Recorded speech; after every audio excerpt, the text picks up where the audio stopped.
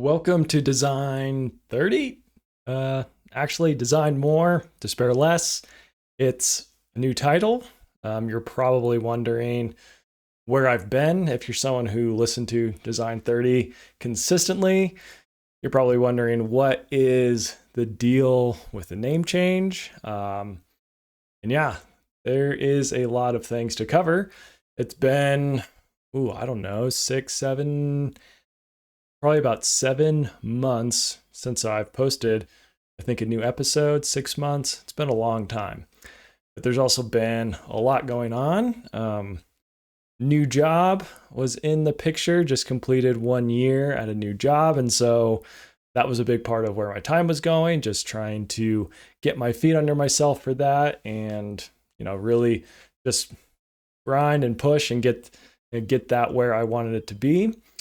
Also, part of it was just trying to figure out, what do I want this podcast to be? What do I want this channel to be? What kind of content do I want to put out there? There's so much nowadays. Everybody seems to have a podcast. Everybody's posting reels and on X and everything. So there's a lot of noise. There's a lot of content out there that's really good.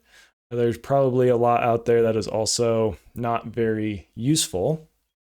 So I wanted to make sure that what I'm putting my time into with this podcast, which I'm now calling Design More, Despair Less, which you will recognize as the tagline from when it was called Design 30. I think it's a little bit more fitting. I'll get into that here in a little bit. But yeah, so it just took a lot of time to think through where my time was going, and just reevaluate whether or not this podcast was something that I wanted to keep putting time into. If, Design 30 is what I wanted to put time into, and obviously that has evolved into something a little bit different. And over the course of the last few months, I found myself really kind of missing doing this and interacting with people. I was getting comments, people asking if I was going to be making new videos and episodes. And there's been people who've still been downloading over these months. So that is awesome. So I appreciate all of that. Appreciate the support.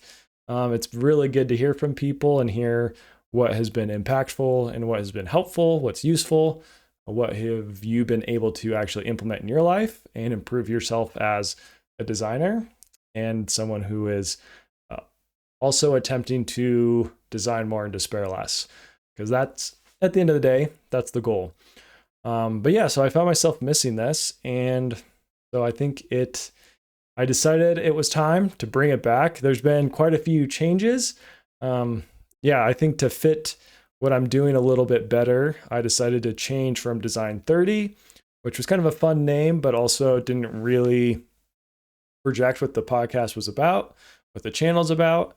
And so I really tended to cling on to the tagline, Design More, Despair Less. And I thought that actually encapsulated more of what I wanted this to be. So I decided to rebrand a little bit and change the YouTube channel, change the title of the podcast, all of those things. If you are already a subscriber, it shouldn't have changed anything for you. If you are searching the title every time, you may want to now search for Design More, Despair Less. So what do I want this to be? What does Design More, Despair Less, the podcast, actually entail? Well, as I thought about it, I think one of the main purposes of this podcast and what I'm doing with Design More, Despair Less, what I'm doing with Bilyeu Product Design, is I want to be able to provide people, first of all, useful content, useful information, useful design strategies and tools, as my old intro used to say. Those are all still big parts of it, but also wanted to touch a little bit more on the despair less side of it, because I think that's something that we probably all see in a lot of different ways in modern culture. I think if you're honest with yourself, you've probably fallen into this kind of despairing mindset where, sometimes we go through those phases of having difficulty finding meaning, finding purpose, What is all of this about? What are we putting all of our time into? Why am I killing myself with design and putting in late hours and long days? And so these are natural questions that come up, and that's something that I want to flesh out a little bit more on this podcast and go into a little bit more depth on that side of things in conjunction with the design, because I think they're very much interconnected. I think when you're talking about despair, one of the things that causes it is chaos. When your life falls into a bit of chaos, things get busy, you start kind of losing control of a lot of different things. You feel a bit more helpless. And I think that can lead to these feelings of despair. And I see design as something that can be implemented as an antidote in ways to that despair, to that chaos. It's a way of bringing order. And when you're able to bring order to something, that also brings a sense of empowerment. You realize there's a lot more things in your life. There's a lot more things at your job. There's a lot more things in the work you do that you can actually control. If you put in the time and the effort, you build the skills, you build the tools, and actually implement it.